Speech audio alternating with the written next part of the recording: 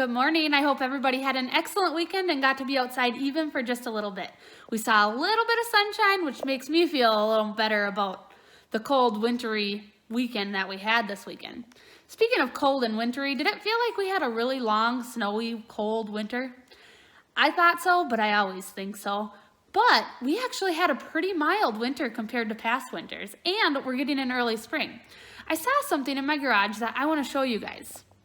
This little critter here is called the woolly bear caterpillar, which is the larval stage of the Isabella tiger moth.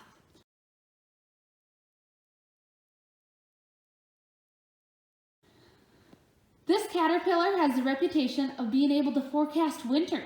While I'm a little late to predict the winter that we just had, we can compare the lines to see if it matches up with the legend. The woolly bear caterpillar has 13 distinct segments of either rusty brown or black fur. The legend says that the wider the rusty brown section, or the more brown segments that there are, the milder the coming winter will be. The more black there is, the more severe the winter will be. Well, let's count our segments. There's 13 total, and out of that 13, how many are there that are brown? It's going to be a little hard to see, so why don't I just count and tell you? I found that we had 6 brown segments and 7 black segments. There were 4 black segments on one end and 3 black segments on the other end. Does that match up with our mild winter? I think it does. The brown segment in the middle was longer than the other 2. Let's quick talk about their life cycle. A woolly bear, like many other caterpillars, will hatch during warm weather from eggs laid by a female moth. Mature woolly bears will search for overwintering sites under bark or inside cavities of rocks or logs, or in my garage like this guy chose. That would personally be my first choice. They go dormant over winter, which is what this guy is, and they nearly freeze solid during hibernation. Their bodies produce a chemical called chiroprotectant that acts like an antifreeze, which will protect their organs and body tissue from being damaged from freezing. Once spring arrives and the temperatures begin to warm up into the high 40s or 50s, the caterpillar is going to thaw out and become active again.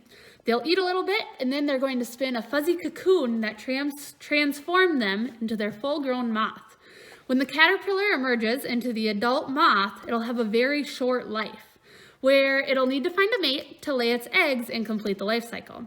The adult moth will only live for a few days because it has no mouth parts, so it essentially starves. If you went on a little adventure and you found a woolly bear or any other kind of caterpillar, you can watch it change in your own home. Grab a clear container like a cup or a jar and put it in there with some fresh food like grass, dandelions, or leaves. And if you can find something alive, that would even be better. Find a lid, make sure that you poke some holes in it so it can get some air and cover it up, and then observe it go into a cocoon. This one, like I said before, will turn into an Isabella tiger moth. You can do this with any kind of caterpillar, but some of them might turn into a chrysalis rather than a cocoon. Did you know that there is a difference?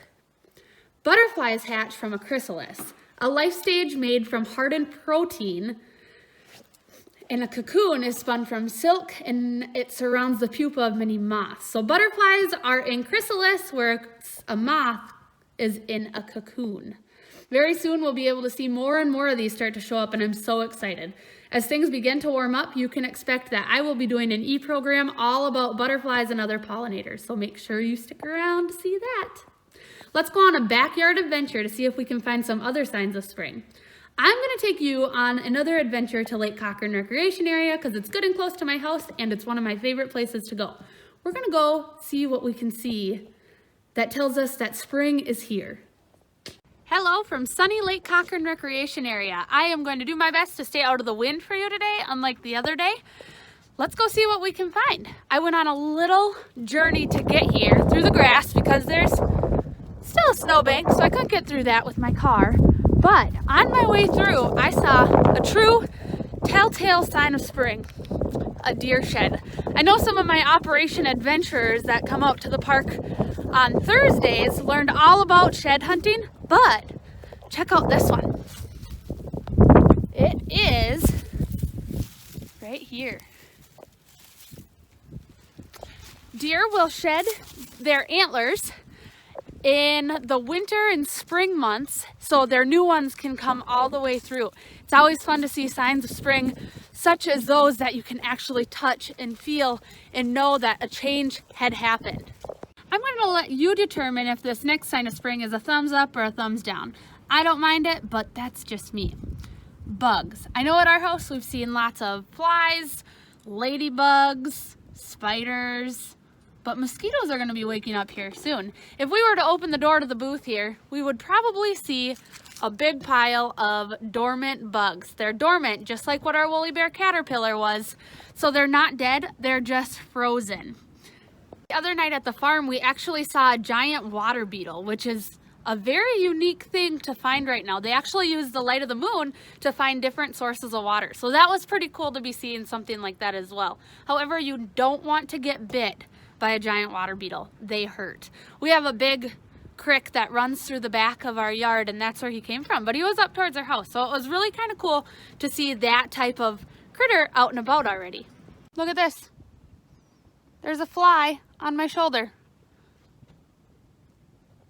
I think that means spring is here, right? I hope I'm not going to jinx it for us. Hopefully we don't get another big blizzard. One true sign of spring is when we can start seeing robins. And I'm not sure if you can see it. There is a robin. We've been seeing robins at our house for a few weeks now. They're just starting to migrate through. They have been snacking on the apples from last year under our tree, but as spring progresses, they're going to need protein from bugs to start feeding their hungry little babies that'll soon be here. Very soon, we're going to be seeing tiny bright green leaves poke through many of these trees around here. By the time the leaves drop in the fall, its leaves are already ready for next spring. Tiny little leaves, stems, and sometimes flowers are located in the little packages called buds. This is a bud. I realize this is on a chunk of dead tree that has already been cut down, but I'm not very tall, so it's kind of a challenge to find some. If we were to pop into these things, which I did here, we would see a little bit of green, and if we would have kept digging, we could have seen the stems. That is because they've already been packed in there. Now that spring is here, sap rises from the roots to the branches of all these trees, and the scales will fall off of those buds, and the tree leaves, stems, and flowers can unfold and grow. During summer, the tree begins to develop new buds for the following year. I love seeing more and more green pop up as spring moves along. Go outside and count how many budding trees you have in your yard. I forgot to tell you about budding trees is you can always find that little piece to see how much this tree has grown over the year. So from this piece all the way to the end of that segment is this year's growth. As I continued my adventure, I came across this. Can you tell me what this is? It's a nest. It's really windy and loud over there, so let's come over here and talk about that nest. Birds are starting to pair up this spring, and they're going to begin building their nest. Did you know that it'll only take a female bird anywhere from 2 days to 2 weeks to build her nest? Once that nest is built, she'll usually lay her eggs only 1 to 2 days later. Of course, every species is different, but they're all right around that area. Can you find any nests in your backyard? Can you identify where those birds came from? What kind of bird they are? We talked about the robin needing to eat more insects to have a higher calcium intake to feed her hungry babies, and there's a robin right behind me. But what other babies can we count on seeing as new life starts to pop up? How about fawns? Do you know what a fawn is? A fawn is a baby deer, and a doe is a mama deer. Fawns are going to start being born here pretty soon, and they're born with light spotted fur, which helps them camouflage into the tall grass. The spots sort of look like sunlight shining between grass or the trees above. Did you know that you can tell if a deer is a male or a female by looking at the spots on the fawn? Males have a straight pattern of spots, while females have a zigzag pattern. It's very important to leave a fawn be if you ever come across them. One of the ways that a mama will protect their babies from predators is to leave them alone. While young, the fawn has underdeveloped scent glands, so they have no odor to them, meaning that other critters can't smell them. Their mother, however, does have developed scent glands, so she'll leave her baby's side to draw those predators away from them. This goes for all baby animals. Wild animals have a bit of a different parenting style than what we're used to. If you care, leave them there. The mamas will come back. If you think that a baby is injured or something happened to the mother that left it abandoned, give the local GFP office a call and we will help you through it.